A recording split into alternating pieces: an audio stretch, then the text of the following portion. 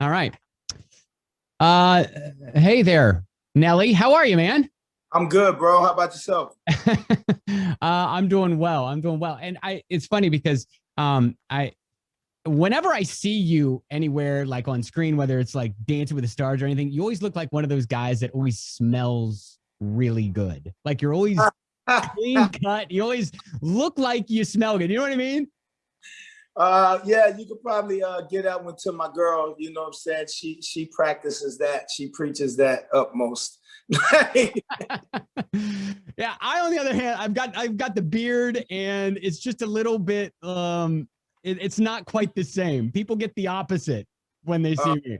nah, I bet they don't, bro. You know what I'm saying? The beard at the end, man. I got the struggle beard, so it's all good. Yeah, you don't have quite the mountain man beard that I have.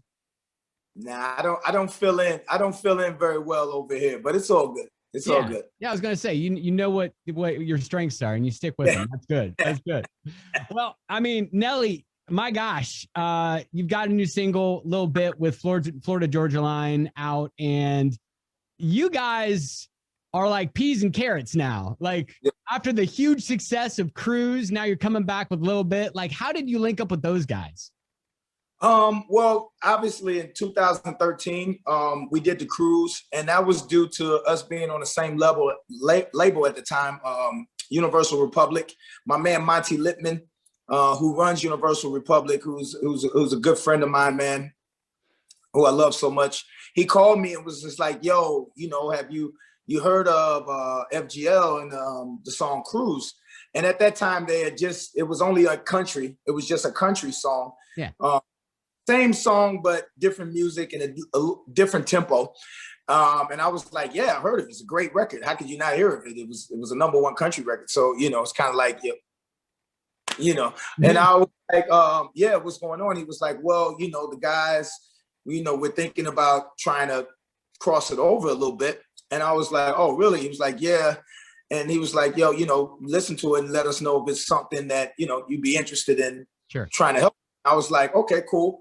Played the record a few times, came up with a few ideas, talked to Monty about it, sped up the track a little bit, added some Nelly to it. And fortunately enough, the chemistry, it came together. And when we did do that, we built up this mutual relationship, man, where I really adore the guys. Yeah. They're like, and it's just been great over the past years that we've been in contact, watching them become the people who they are today. Going from single guys into these married guys with children now. Oh man, I know. It's so wild just seeing like when you have that connection with someone and you are just seeing like growing along with them. We've been on like two tours together and done numerous shows as far as just popping out different one-offs. But the two tours that we have been memorable. Some of the best tours, if not two of the best tours I've had, period, during my career, Yeah. because of just camaraderie that you have like backstage and being out on the road with each other. It's just been great. I love how you have just embraced a completely different genre. And I'll send it all the way back to your relationship with Tim McGraw and over and over. And like who makes that phone call? Like how is that? Because that was never done before. Like how is that meeting? Like it's like to Tim McGraw, it's like, hey, so we got this guy. His name's Nelly. And we think you guys would be good together. Like, how does that all work? Well, I mean, by the time I got to do Over and Over, that was actually my third album. So I kind of Yeah. came off Grammar, I came off of Nelly Mill. So me and Tim had crossed paths plenty of times, whether it Okay. be award shows or just in general for different events and things Sure. like that. Okay. I'm pretty sure by the time Hot in Here and Dilemma was done that he wasn't a stranger to the name Nelly, and I mean, he's freaking Tim McGraw. So I Yeah. mean, and on top of that, I mean, I used to know him as Faith Hill's husband. Right. That's how I know him. You know what I mean? I was just like, obviously I knew Faith. I didn't know this guy named Tim. No, I just joking. You know, but he was a cool dude, man. We got a chance to come up, and I played him the idea, and he was just like so with it. And you have to understand, for somebody such as Tim at that point, because Tim is, you know, he's bigger than life when it comes to any genre of music, not including country. Mm-hmm. And for him to even take the chance and have the confidence of allowing me to work this certain project that was over and over, and for him to entrust in me that that this was a good idea, was something that was huge. Yeah. And finished the record, man. We had so much fun recording the record. So much fun that I can't even tell anybody about the session. That that was a great session. That was legendary.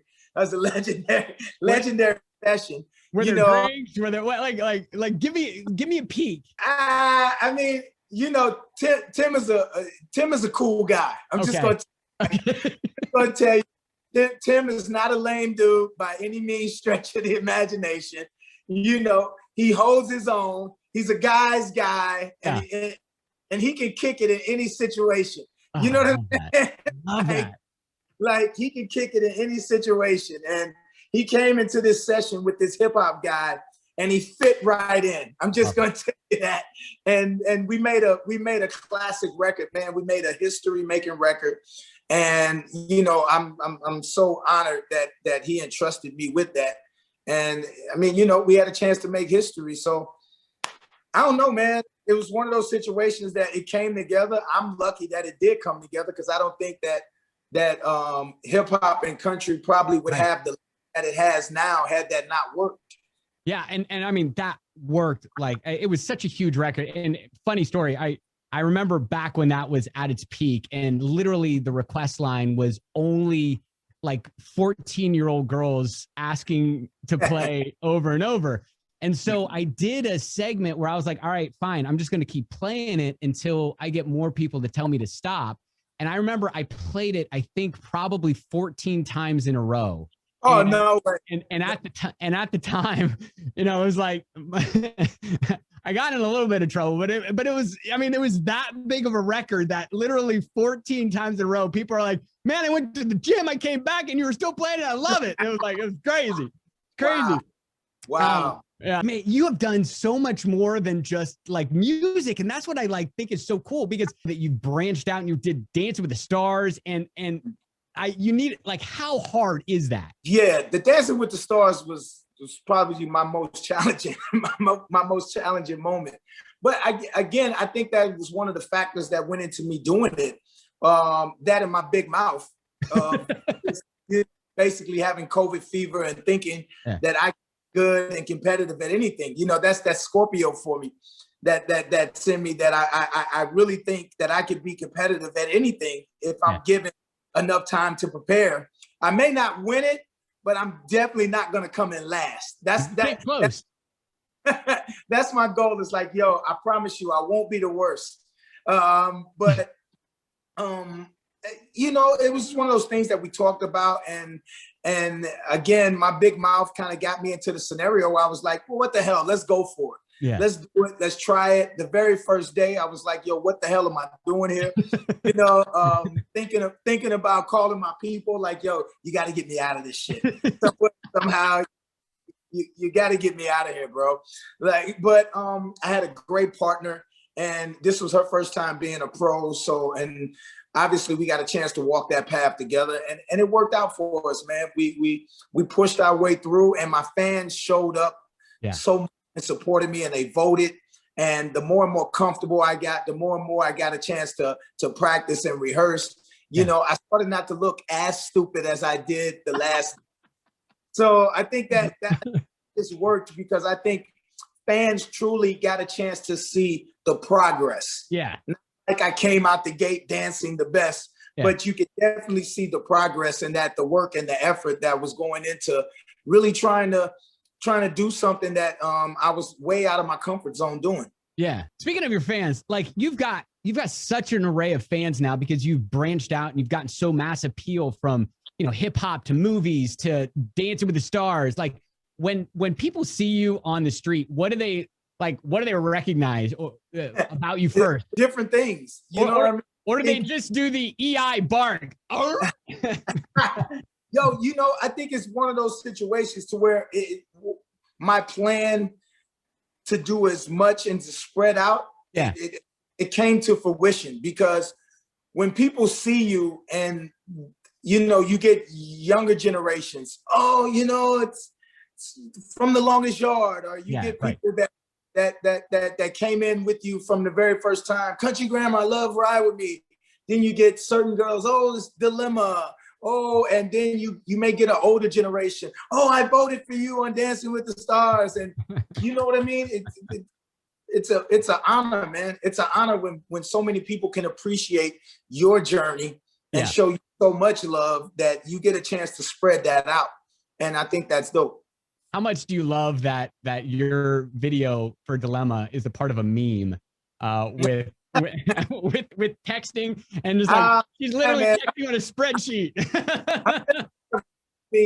Part of a few memes now, and yeah, that's good. I think if you're part of a meme now, and you're from a certain generation of music, you're probably not, you know, streaming as much. So I mean, it keeps you streaming, man, and it keeps you out here. So I encourage them, you know, keep making them.